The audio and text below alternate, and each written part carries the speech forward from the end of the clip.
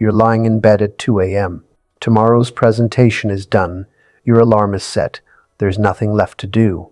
But your mind won't stop. It replays that comment your boss made last week. It rehearses tomorrow's introduction for the 7th time. It jumps to next month's deadline, then back to an email you sent 3 days ago. You know you should sleep. You know worrying won't help, but you can't stop. Here's what's happening. Your brain isn't trying to torture you. It's following ancient programming that once kept you alive. And that same programming is now keeping you stuck in loops that serve absolutely no purpose. Today we're breaking down exactly why your mind does this, and more importantly, how to make it stop. Let's start with a truth that sounds wrong but explains everything. Your brain doesn't care if you're happy. It cares if you're safe. This matters because the part of your brain responsible for detecting threats, the amygdala, can't tell the difference between a lion and a critical email. It processes both as danger. Imagine you send a message to someone. They don't reply for 6 hours. Your brain starts generating explanations. They're mad at me. I said something wrong. They're avoiding me. Notice what all these explanations have in common? They're negative. They're worst-case scenarios. This isn't random. Your brain has a negativity bias. It's hardwired to spot threats, not opportunities. 10,000 years ago, the human who ignored the rustling bush and assumed it was just wind got eaten. The human who assumed every rustling bush was a predator survived, even if they were wrong 99 times out of 100. You inherited that brain, so when you're waiting for test results, preparing for a conversation, or thinking about your future, your mind automatically scans for what could go wrong, not because something is wrong, because that's its default setting. Have you noticed this happens to you? That your mind jumps to worst case scenarios even when everything is probably fine. Here's the second piece. Your brain thinks worry is useful. When you mentally rehearse that difficult conversation 47 times, your brain believes it's problem solving. When you replay that awkward thing you said at dinner, your brain thinks it's preventing future mistakes. When you catastrophize about your health, your career, your relationships, your brain is convinced it's protecting you. What's actually happening is called rumination. You're thinking in circles without moving forward. And here's the trap. Rumination feels productive. It feels like you're doing something about the problem. You're engaged. You're alert. You're analyzing, but you're not solving. You're just looping. Think about the last time you worried about something for hours. Did all that worry change the outcome? Or did it just exhaust you before you had to deal with the actual situation? Most people spend more time worrying about problems than they spend solving them. Your mind keeps you stuck because it confuses motion with progress. Here's the shift that changes everything. Your thoughts are not facts. That sentence you just read probably didn't feel revelatory, but let it sink in. When your brain says, this will go badly, that's not a prediction. It's just a thought. When it says they definitely hate me, that's not evidence. It's a story your mind is telling. The moment you can separate yourself from your thoughts, even slightly, you create space. And in that space, you can choose what to do next instead of being dragged along by mental loops. We're going to build on this. But first, you need to understand exactly what's happening in your head when you get stuck.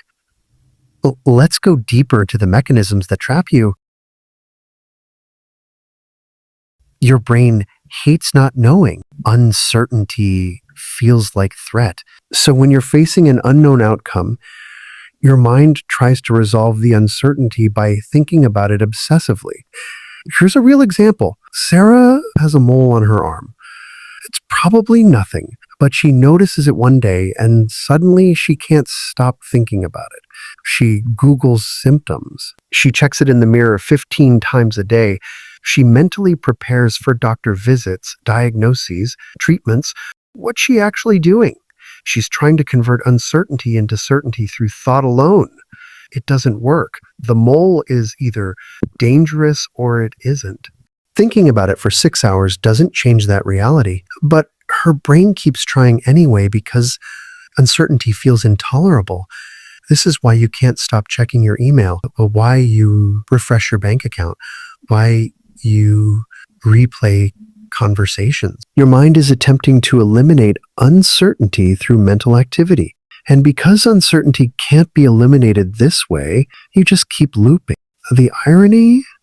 Learning to tolerate uncertainty actually reduces anxiety more effectively than trying to eliminate it. Here's a weird one. Your brain sometimes treats thoughts like actions. If you think about something bad happening, part of your brain acts as if you're making it more likely to happen. If you imagine a terrible outcome, you feel guilty, as if you've wished it into existence. This is thought-action fusion. Example, a parent thinks, what if something happens to my child? Their brain experiences that thought as dangerous, so they try to suppress it, but trying not to think something makes you think about it more. The thought becomes intrusive. They check on their sleeping child repeatedly. They create elaborate safety rituals, all to neutralize a thought. The thought was never the danger, but the brain treated it like one. This is why some of your worst mental loops involve things that haven't happened and probably never will. Your brain is reacting to thoughts as if they're real events. Your brain uses shortcuts to process information quickly.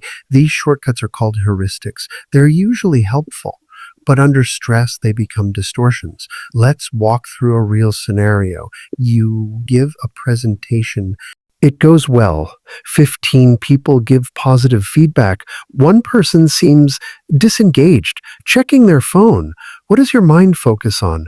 The one person. Why? Because of a distortion called mental filtering. You filter out positive information and zoom in on anything negative. Then another distortion kicks in, mind reading. You decide that person thinks you're incompetent. You don't have evidence. You're just assuming you know what they're thinking. Then comes fortune telling. Everyone will hear about this. My reputation is ruined. 3 distortions stacked in under 30 seconds. None based on reality. All generating real stress. Your mind creates entire narratives from minimal data. And once those narratives form, they feel true. You don't think, I'm having the thought that this might go badly. You think this will go badly. Direct, certain, absolute. The stuckness happens because these distorted thoughts trigger emotions. Indeed, for emotions feel like evidence. I feel anxious about this, therefore it must be dangerous. My emotions aren't facts either. They're responses to thoughts which might be distorted. Here's the recap before we move forward. Your mind, it can't tolerate uncertainty, so it loops trying to resolve what can't be resolved through thinking. It treats thoughts like actions or predictions, making you react to things that aren't real. And it uses mental shortcuts that distort reality, creating false narratives that trigger real emotional responses. You're not broken. Your mind is doing exactly what it evolved to do. It's just doing it in an environment it wasn't designed for. Now, let's fix it. Everything we've covered builds to this. Practical strategies that actually work, not vague advice. Concrete techniques you can use today. Remember that 2 a.m. worry session we started with? Here's what stops it. The moment you notice you're looping, say out loud or in your head, I'm ruminating, just that. Name it. This works because it activates a different part of your brain, the part that observes rather than reacts. You're not trying to stop the thoughts. You're just labeling what's happening. Try this variation. My brain is doing the uncertainty thing again. Or there's that catastrophizing pattern. Sounds too simple to work, right? But there's solid research here. The act of labeling activates your prefrontal cortex, the part of your brain responsible for executive function. It creates distance between you and the thought loop. That distance is everything. When you're in the loop, you're the loop. When you label it, you're observing the loop. Observer position gives you choice. When your mind is spinning catastrophic scenarios about the future, your body is here, in the present, perfectly safe. The disconnect between mind and body is what sustains anxiety. Here's the technique. Engage your 5 senses deliberately. 5 things you can see right now. Say them out loud or in your head. Brown desk, coffee mug, window, plant, door. 4 things you can touch. Feel the chair beneath you, your feet on the floor, the texture of your shirt, your hands on your knees. 3 things you can hear. The hum of electronics, traffic outside, your own breathing. 2 things you can smell, even if it's just the air or your own skin. 1 thing you can taste, your mouth, your last meal, whatever's present. This isn't distraction. This is recalibration. Your brain can't simultaneously be in full threat detection mode and fully engaged with present sensory input. You're using your body to interrupt the mental loop. Do this the next time you're spiraling. Don't try to logic yourself out of worry. Use your senses to anchor yourself in what's actually happening right now. Remember Sarah and her obsessive mole checking? Here's what breaks that cycle, and it feels completely wrong at first. Instead of trying to get certainty, you practice accepting uncertainty deliberately. You say out loud or written down, I don't know if this will turn out okay, and I'm going to move forward anyway.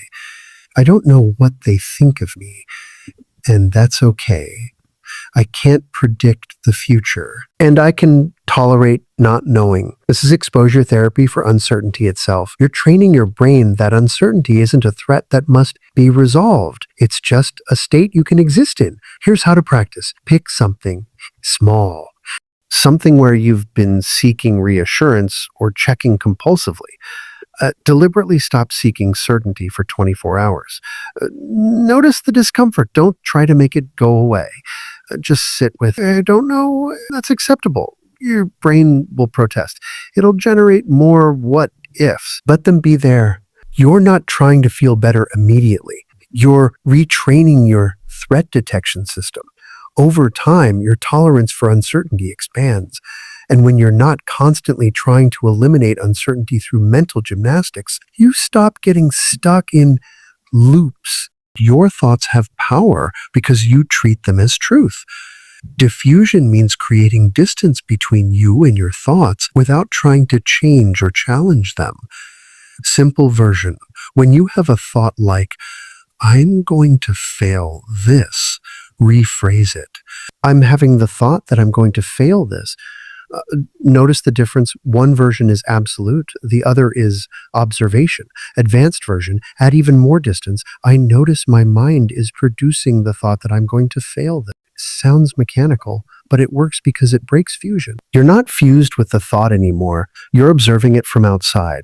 Try this one. Take your most common worry thought. Now say it in a silly voice. Cartoon character. Opera singer. Robot. This sounds ridiculous, and it is, but it demonstrates something crucial. You're not your thoughts. You can manipulate them, play with them. They're mental events, not facts about reality.